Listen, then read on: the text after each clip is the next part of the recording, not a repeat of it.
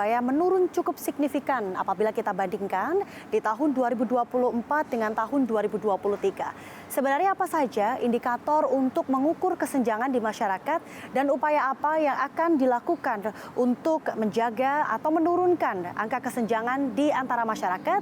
Selengkapnya akan kita bahas di Dialog Buletin Jatim bersama saya, Belinda Firda. Pemirsa Dialog Buletin Jatim, kali ini kita akan membahas perihal salah satu prestasi angka kesenjangan di Kota Surabaya menurun kalau kita melihat data dari BPS. Nah, kita akan membahas bersama dengan anggota Badan Anggaran yang juga Ketua Komisi C DPRD Kota Surabaya, ada Mas Eri Irawan. Sehat, Mas? Sehat, Alhamdulillah, Mbak. Alhamdulillah sehat. Mas, kita melihat ada penurunan angka kesenjangan di masyarakat Kota Surabaya kalau kita melihat data 2024 dibandingkan dengan 2023. Sebenarnya kita melihat ini rasio Gini ya, Mas, menyebutnya. Bisa dijelaskan dulu kepada masyarakat rasio Gini ini seperti apa? Jadi dalam mengukur ketimpangan masyarakat itu ada beberapa indikator sebenarnya yang digunakan, tidak hanya rasio Gini. Jadi rasio Gini hanya salah satu indikator. Ada juga yang kita memakai biasanya ukuran Bank Dunia, kemudian kalau ketimpangan antar kecamatan atau antar wilayah kita bisa pakai misalnya kalau di ekonomi itu ada indeks Williamson. Nah, tapi yang menjadi salah satu referensi ini adalah soal rasio Gini yang berlaku umum di Indonesia. Jadi ini adalah ukuran bagaimana kita melihat sejauh mana ketimpangan distribusi pendapatan yang ada di suatu wilayah. Nah, jadi misalnya antara si kaya dan si miskin ini seberapa lebar sih gapnya, apakah ketimpangannya semakin tinggi karena yang kaya sangat kaya, kemudian yang miskin sangat miskin. Nah, ini bisa menjadi indikator bagaimana sebuah perekonomian itu inklusif atau tidak. Nah, kita bersyukur di Surabaya ini kemarin berdasarkan data BPS kita sudah indikator rasio Gini kita turun menjadi dari 0,42 menjadi 0,38 pada 2024. Jadi kalau rasio Gini itu diukur dari 0 ke 1, Mbak. Jadi semakin mendekati 0 maka ketimpangan itu semakin menurun. Atau dengan kata lain, semakin mendekati 0 maka akan terjadi distribusi pendapatan yang semakin merata. Kalau semakin mendekati 1 maka ketimpangan semakin tinggi. Nah, kemarin di Surabaya kan turun, saya kira ini cukup signifikan ya turunnya karena dari 0,42 ke 0,38. Jadi menurunkan selisih 0,1 itu luar biasa sulit, Mbak, kalau di ilmu ekonomi itu. Nah, alhamdulillah kita di Surabaya berhasil turun dan itu berarti kalau sesuai dengan kategorisasi indeks Gini itu maka kita berada di tingkat ketimpangan rendah. Karena kalau 0,40 ke atas itu ketimpangan sedang sampai tinggi. Kalau 0,4 sampai 0 itu ketimpangan rendah. Oke, berarti di Surabaya ini sudah mencapai tingkat ketimpangan rendah? Rendah. Kira-kira untuk mengukur dilihat dari apa aja, Mas Heri? Jadi kalau indeks rasio Gini ini salah satunya soal distribusi pendapatan. Jadi pendapatan masyarakat ini diukur, kemudian dihitung sedemikian rupa, kemudian dihitung garisnya. Jadi ada kalau di indeks Gini itu ada kurva namanya kurva Lorenz, Mbak. Jadi kalau di ilmu ekonomi itu kurva Lorenz ketika semakin mendekati kurva itu garis diagonal kurva maka ketimpangan akan semakin menurun. Oke. Mungkin lebih ke bahasa masyarakatnya ya, Mas ya. Selain dari pendapatan ini bisa dilihat dari apa lagi ketimpangan di masyarakat ini? Jadi kalau rasio Gini atau koefisien Gini hanya untuk melihat pendapatan. Tentu ini hanya menjadi salah satu pisau analisis untuk melihat bagaimana kesejahteraan masyarakat di suatu wilayah. Tentu masih ada banyak indikator-indikator lain yang bila kita ingin melihat ini secara komprehensif maka rasio Gini ini harus digabungkan dengan indikator-indikator yang lain. Misalnya mulai dari soal indikator pendidikan, kesehatan, kemudian PDRB, kemudian pertumbuhan ekonomi, kemiskinan, pengangguran dan semuanya kita lihat menjadi satu instrumen analisis yang utuh gitu untuk melihat bagaimana kemajuan sebuah daerah. Oke, berarti kalau kita melihat rasio Gini ini hanya berdasarkan pendapatan gitu ya, Mas? Kalau kita melihat dari secara keseluruhan, Mas Eri sendiri melihat ini seperti apa, Mas? Jadi rasio Gini ini harus dilengkapi dengan pisau analisis yang lain. Salah satunya adalah misalnya indeks pembangunan manusia. Nah, kita bersyukur juga di Surabaya 2024 kemarin indeks pembangunan manusia sudah meningkat menjadi 84. Ini termasuk yang tertinggi di Indonesia, salah satu yang tertinggi di Indonesia. Nah, ini IPM ini apa isinya? Pertama adalah harapan sekolah dan rata-rata lama sekolah. Nah, kita bersyukur untuk harapan lama sekolah. Jadi usia 7 tahun ke atas ini orang itu expect dia akan sekolah sampai berapa tahun sih? Nah, di Surabaya ini sudah sampai 14 tahun. Artinya dia sudah mungkin sudah mulai jenjang tahap kuliah, kira-kira begitu. Kemudian usia harapan hidup di Surabaya sudah 76 tahun. Jadi usia harapan hidup terus meningkat. Ini mencerminkan apa? Satu, mencerminkan bagaimana kualitas pelayanan kesehatan. Kemudian mencerminkan bagaimana orang sudah mulai sangat aware dengan bagaimana mencegah penyakit datang daripada mengobati. Kira-kira begitu. Kemudian yang ketiga adalah soal pengeluaran pendapatan per kapita di Surabaya yang juga sudah terus meningkat. Jadi ini harus digabungkan dengan berbagai indikator, termasuk soal penurunan kemiskinan, kemudian kemiskinan ekstrim, kemudian soal pengangguran menjadi salah satu bagian dari upaya kita melihat kemajuan sebuah daerah. Kalau kita melihat secara lebih luas, Mas, apa saja indikator untuk kita mengukur penurunan kesenjangan masyarakat ini? Ya. Selain rasio Gini ke pendapatan tadi kita harus mengukur sebenarnya, kan ini ada banyak perdebatan soal koefisien Gini di ilmu ekonomi, memang banyak pendapatan. Apakah ini cukup untuk mengukur sebuah distribusi pendapatan ini merata atau tidak? Jangan-jangan misalnya apakah ketimbangan ini semakin merata karena orang kaya ini semakin turun kualitas hidupnya sehingga semakin mendekati masyarakat miskin, ataukah orang miskin scale up ke golongan menengah ke atasnya? Ini kita harus beda dengan visual analisis yang lain, salah satunya soal pertumbuhan ekonomi, kemudian soal pengentasan pengangguran dan kemiskinan yang kalau semuanya paralel, maka itu menunjukkan sebenarnya kondisi daerah itu dalam tanda kutip di track yang benar, kira-kira begitu. Oke. Mas, tapi kalau kita melihat kan memang ini berdasarkan data BPS ya. Apakah memang pengambilan data oleh BPS ini sudah secara menyeluruh atau seperti apa sehingga indikator penurunan ini bisa dianggap atau bisa diterima oleh masyarakat? Jadi kalau koefisien Gini kita kan menggunakan data BPS menggunakan pendapatan masyarakat yang kemudian diukur sedemikian rupa, kemudian dirata-rata. Nah kemudian tapi kalau kemiskinan di BPS memang hanya mengambil sampel-sampel tertentu. Nah tapi kita berharap dan ini sudah dijalankan oleh pemerintah kota, Pemkot Surabaya ini punya backup data, Mbak, punya data pembanding bagaimana Pemkot ini tahu by name, by address semua masyarakat kota Surabaya dan kondisi sosial ekonominya. Maka kemarin per persil di kota Surabaya ini, persil tanah ini dihuni berapa orang, berapa jumlah KK, jumlah pengeluaran per kapita di situ itu tahu. Nah ini yang kemudian menjadi sebuah basis data yang penting untuk kita melakukan banyak intervensi. Dan kita bersyukur di Surabaya ini baik data BPS maupun data by name, by address keseluruhan populasi, bukan sampel ya, itu di Surabaya kemiskinan menunjukkan penurunan.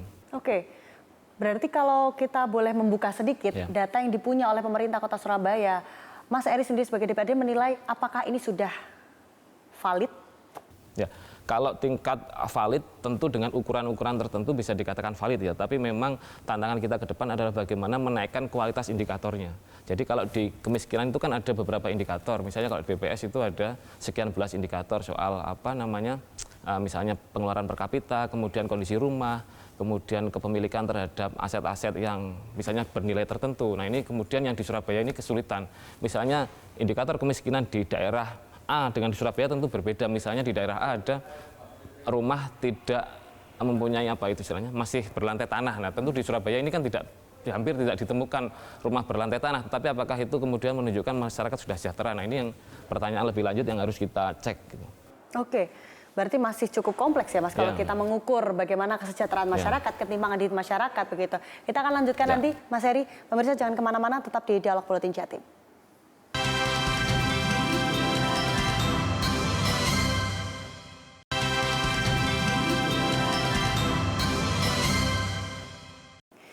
Pemirsa kembali di Dialog Buletin Jatim, kita lanjutkan menyoal bagaimana upaya pemerintah kota dikawal oleh DPRD untuk menekan kesenjangan di antara masyarakat kota Surabaya. Ada 3 poin ya Mas untuk mengukur indikatornya, salah satunya ini melihat bagaimana ternyata penurunan angka kesenjangan di masyarakat ini juga menilai efektivitas program pembangunan. Nah ini seperti apa Mas? Ya jadi pemerintah kota Surabaya ini kan punya yang namanya APBD. APBD ini instrumen fiskal bagaimana intervensi program dijalankan bisa berdampak ke masyarakat. Nah kita melihat memang belum sepenuhnya optimal, tapi ada harapan, secerca harapan bagaimana selama 3 tahun terakhir ini efektivitas program pembangunan di kota Surabaya ini sudah berjalan dengan cukup baik. Misalnya bagaimana APBD ini digunakan seoptimal mungkin untuk belanja yang berdampak langsung ke masyarakat. Tidak terjebak pada seremonial, tidak terjebak pada kegiatan-kegiatan yang tidak berdampak langsung ke masyarakat seperti seminar, kajian, studi banding, dan segala macam yang sekarang juga menjadi sorotan Presiden Prabowo. Yang pertama adalah bagaimana contoh ini bagaimana pelibatan masyarakat UMKM untuk memproduksi seragam yang digunakan belanja Pemkot Surabaya untuk seragam gratis bagi pelajar. Nah ini yang melibatkan penjahit-penjahit di kampung. Kemudian bagaimana Pemkot membiayai anak-anak muda agar tidak putus sekolah dengan beasiswa. Nah ini bagaimana masyarakat miskin ini dikurangi beban pengeluarannya. Jadi kalau jurusnya mengurangi kemiskinan kan sebenarnya hanya ada 3. Bagaimana kita meningkatkan pendapatan masyarakat miskin, kemudian bagaimana mengurangi beban pengeluarannya termasuk lewat beasiswa, lewat pendidikan gratis, seragam gratis dan segala macam itu. Plus yang ketiga adalah memperbaiki kualitas komunal kehidupan di sekitarnya. Nah, lingkungan kumuh segala macam ini harus diperbaiki untuk mengurangi atau memutus rantai kemiskinannya. 3 ini yang kemudian sudah dijalankan secara paralel dengan pemerintah kota. Salah satu contoh efektivitas programnya adalah bagaimana UMKM itu Mbak, itu di Surabaya ada yang namanya toko daring e-peken. Jadi e-peken itu bagaimana toko-toko kelontong UMKM itu masuk di dalam sebuah semacam marketplace begitu yang dibelanja oleh pemerintah kota Surabaya. Dan itu transaksinya per Juni 2023 ya, tentu sekarang pasti akan jauh lebih besar, sudah 150 miliar. Jadi 150 miliar ini yang semula berputar di mungkin toko-toko yang lebih besar atau usaha besar ini sudah berputar di kampung-kampung lewat e-peken itu. Bahkan tetangga saya misalnya di Kecamatan Sukolilo sudah banyak sekali yang terdaftar di e-peken itu. Dan mereka dibeli oleh dinas, dibeli oleh DPRD, dibeli oleh kelurahan, kecamatan secara rutin. Oke, berarti ada upaya untuk 3 poin itu sejauh ini Mas. 3 poin itu apa saja yang sudah dilakukan oleh pemerintah Kota Surabaya kalau DPRD menilai? Ya. Semuanya sudah dilakukan secara sinergis ya, meskipun tentu perlu banyak optimalisasi. Misalnya soal meningkatkan pendapatan masyarakat miskin.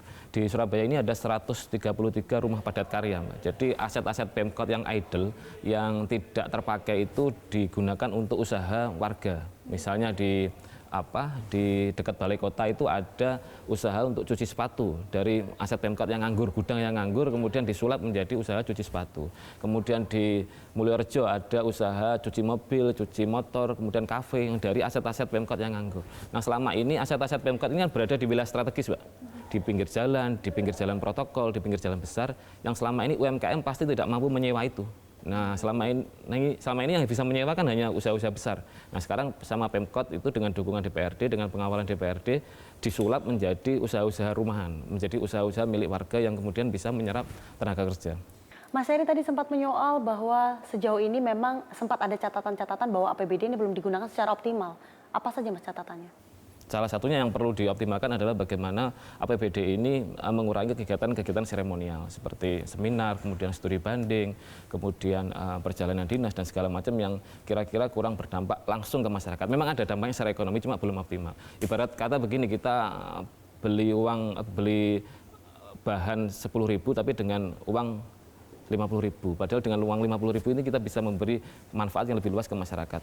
Oke. Sama-sama bermanfaatnya, cuma kita bicara soal dampaknya saja. Oke, Mas, tapi kalau kita melihat memang salah satunya untuk efektivitas program pembangunan ini juga dilihat dari bagaimana integrasi antar program. Sejauh ini DPRD menilai seperti apa, Mas? Ya, salah satu integrasi antar program itu contohnya begini, Pak. Bagaimana masyarakat miskin diberdayakan, tapi juga menunjang hasil pembangunan. Ini contoh ya, ini di beberapa kecamatan sudah saya melihat langsung, bahkan seperti di Gunung Anyar itu bagaimana warga dididik untuk memproduksi paving. Nah, memproduksi paving yang didampingi oleh teman-teman dari ITS, sehingga kualitas pavingnya setara dengan kualitas pabrikan. Nah, kemudian pavingnya ini dibeli oleh pemerintah kota untuk dijadikan bahan penataan kampung. Nah, sehingga ini yang namanya integrasi bagaimana penataan kampung jalan, tetapi pemberdayaan ekonomi masyarakat jalan sekaligus kapasitas warga itu meningkat karena dia yang sebelumnya nganggur, kemudian sebelumnya pendapatannya belum optimal, dengan memproduksi paving itu dia sudah dapat penghasilan 6-7 juta per bulan bersih. Setiap masyarakat? Setiap masyarakat, ya. Oke. Sudah berjalan berapa lama ini, Mas? Sudah hampir 1,5 tahun ini. Dan ini di kampung-kampung lewat dana kelurahan, lewat Pokmas itu membeli paving-paving itu untuk penataan di kampung-kampung yang sekarang gencar di Surabaya ini. Berarti sebenarnya program ini sudah difikirkan bagaimana awal mula mereka harus paham, kemudian sampai hulu hilirnya sudah difikirkan begitu. Mas, tapi kalau kita melihat sebenarnya indikator untuk melihat kesenjangan ini menurun, ini juga bisa dilihat dari bagaimana tadi sempat disinggung inklusivitas pertumbuhan ekonomi. Nah, ini seperti apa, Mas? Ya, jadi kita bersyukur ya di Surabaya ini pertumbuhan ekonomi kemarin sudah di atas angka 5% dan itu di atas rata-rata Jawa Timur dan nasional. Nah, ini bagaimana kita kemudian tidak puas hanya dengan kenaikan pertumbuhan ekonomi, tapi juga ngecek lebih jauh apakah pertumbuhan ekonomi ini inklusif. Inklusif itu apa sih? Bagaimana masyarakat miskin bisa mengakses sumber daya ekonomi. Masyarakat miskin bisa mengakses ruang-ruang hidup yang lebih baik. Nah, ini yang kemudian diintegrasikan oleh DPRD Surabaya ke Pemkot untuk mendorong program-program yang lebih inklusif ke masyarakat. Contohnya apa? Ya tadi penjahit-penjahit di kampung-kampung bisa memproduksi seragam. Jumlah seragam yang diproduksi di Surabaya ini tahun 2025 saja sekitar 60 miliar. Jadi 60 miliar untuk belanja seragam gratis bagi pelajar. Yang ini diproduksi di kampung-kampung, bukan diserahkan ke pabrikan besar. Nah, memang hasilnya mungkin kita ada kekurangan, pastilah itu masyarakat penjahit di kampung-kampung. Tapi ini kan bagian dari peningkatan kapasitas yang harus kita kawal. Oke, Mas tadi 5% untuk kenaikan pertumbuhan ekonomi dilihat dari pertumbuhan ekonomi secara umum. Jadi pertumbuhan ekonomi triwulan ketiga 2024 kita 5, sekian persen, itu di atas rata-rata Jawa Timur dan nasional. Itu kan dilihat dari bagaimana investasi, kemudian bagaimana pendapatan masyarakat, bagaimana belanja pemerintah, bagaimana kualitas ekspor dan impor dan sebagainya. Oke, berarti memang sejauh ini sudah banyak upaya ini yang bisa dilihat dan bisa langsung dirasakan oleh masyarakat. Ada perputaran ekonomi yang terus diupayakan oleh pemerintah Kota Surabaya. Namun kita akan membahas lebih lanjut, pemirsa. Jangan kemana-mana, tetap di Dialog Politik Jatim.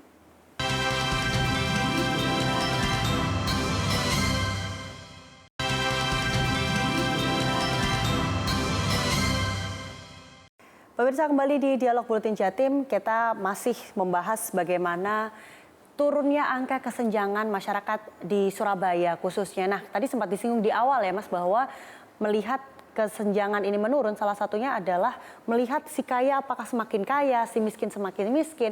Dan tadi sempat disinggung bahwa kemiskinan ekstrim di Surabaya menurun. Seperti apa ini kondisinya Mas sekarang? Ya, jadi kemiskinan ekstrim di Surabaya ini menurun dari 1,2% 2021 menjadi 0,42% di 2024, dan memang targetnya tahun ini bisa zero kemiskinan ekstrim.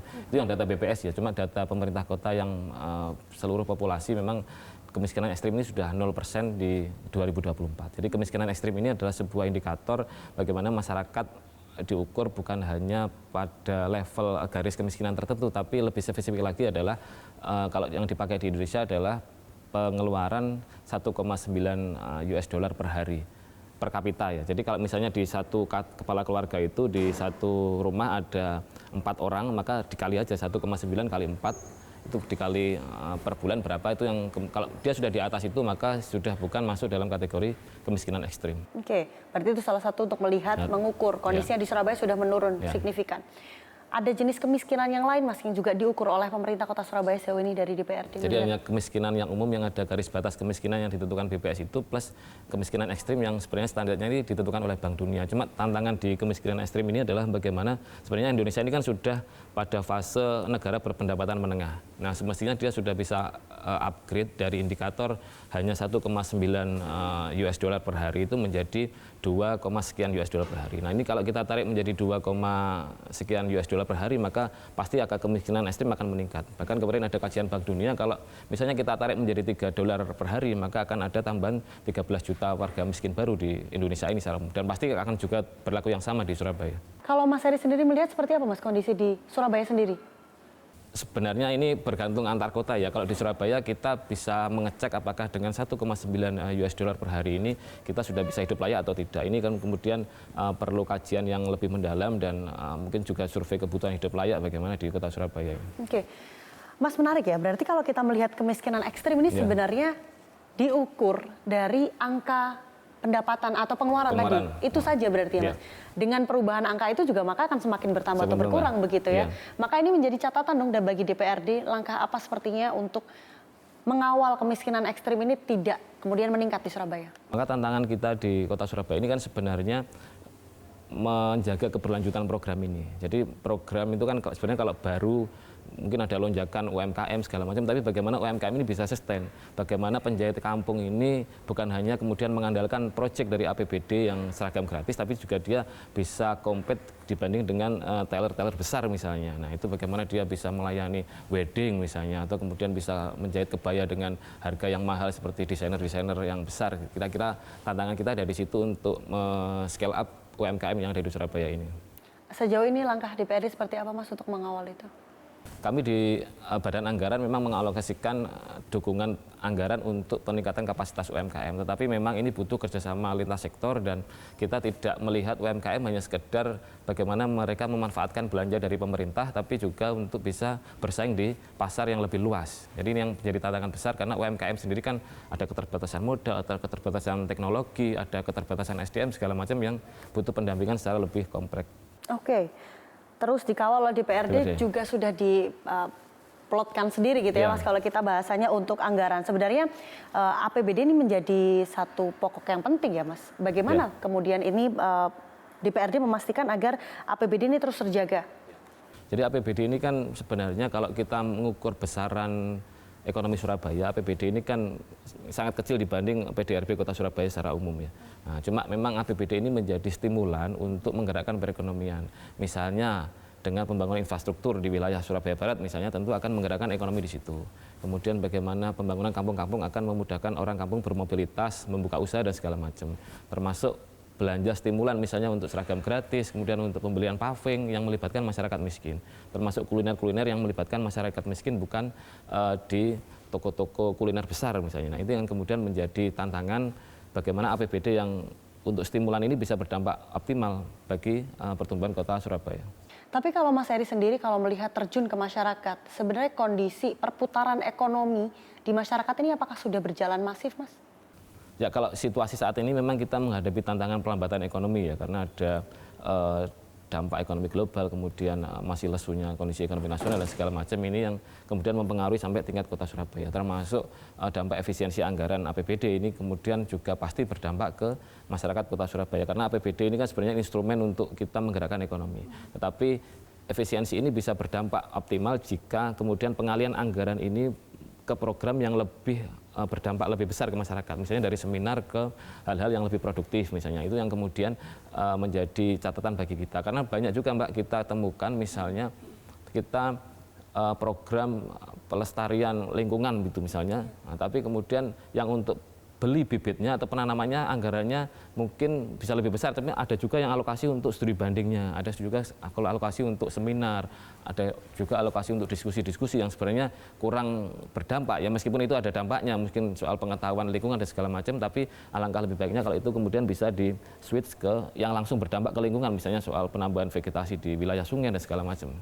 Berarti secara tidak langsung Mas Heri setuju ya untuk efisiensi anggaran? Efisiensi anggaran asalkan dialihkan ke hal-hal yang memang lebih produktif. Pengawalan yang dilakukan oleh DPRD agar anggaran ini tetap di jalur atau track yang benar seperti apa? Ya, kita di DPRD ini bikin beberapa prioritas ya. Ada sekitar 6 atau 7 prioritas. Yang pertama yang tahun ini adalah soal penanggulangan banjir.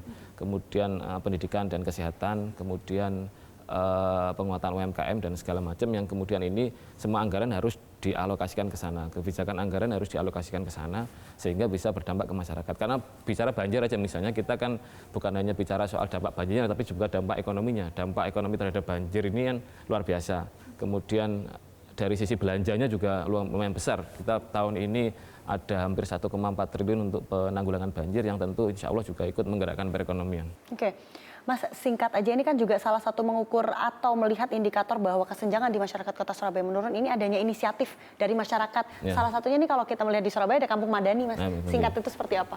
Ya, Kampung Madani ini adalah konsep yang digagas oleh pemerintah kota sebenarnya untuk bagaimana satu kampung yang mampu misalnya membantu kampung yang lain. Jadi satu warga yang mampu membantu warga yang lain, yang sebenarnya ini tumbuh berakar dari tradisi budaya masyarakat Surabaya sendiri. Ada tradisi sinoman, ada tradisi jimpitan beras. Di kampung saya Mbak, di Menur Pumpungan itu ada tradisi sinoman, satu orang menyumbang ada yang 10.000, ada yang 100.000. Nah, kemudian ini ketika ada warga meninggal, warga miskin, dia semua kebutuhan tahlilan sampai 7 hari, nisan, makam, semuanya beres dengan tradisi sinoman itu. Oke, berarti memang nampaknya kalau kita melihat secara keseluruhan apa yang dilakukan oleh pemerintah Kota Surabaya dan juga dikawal oleh DPRD Kota Surabaya ini sudah berupaya untuk menumbuhkan perekonomian, mulai dari mereka diberdayakan, diberikan skill yang baru, atau juga membantu satu sama lain gitu ya Mas. Terakhir singkat harapannya seperti apa untuk masyarakat Kota Surabaya Mas? Ya, jadi kita tahun 2025 ini menghadapi tantangan ekonomi yang tidak mudah. Yang pertama ada efisiensi anggaran dari pusat sampai daerah, termasuk berkurangnya dana transfer pusat ke daerah, termasuk ke Kota Surabaya ini yang kita sudah turun hampir 33% ya dana transfer pusat ke daerah ke Kota Surabaya ini. Tentu ini harus kita sikapi dengan gotong royong bersama, dan pemerintah kota tidak boleh berhenti untuk mencari cara-cara alternatif, termasuk dengan pembangunan infrastruktur yang akan tetap dipacu pada tahun ini dengan sumber pembiayaan alternatif yang akan dijalankan oleh pemerintah kota. Saya kira ini menjadi satu kesatuan gerak agar Surabaya di tengah pelambatan ekonomi ini kita bisa tetap survive, menjaga tingkat pertumbuhan ekonomi di atas 5%. Terima kasih Mas Eri, terima harapan kasih kita banyak. bersama semoga kesejahteraan masyarakat Kota Surabaya ini terus terjaga. Amin, amin. Pemirsa, demikian dialog Buletin Jatim kali ini. Saya Belinda Firda, mewakili seluruh kru yang bertugas mengucapkan terima kasih dan sampai jumpa.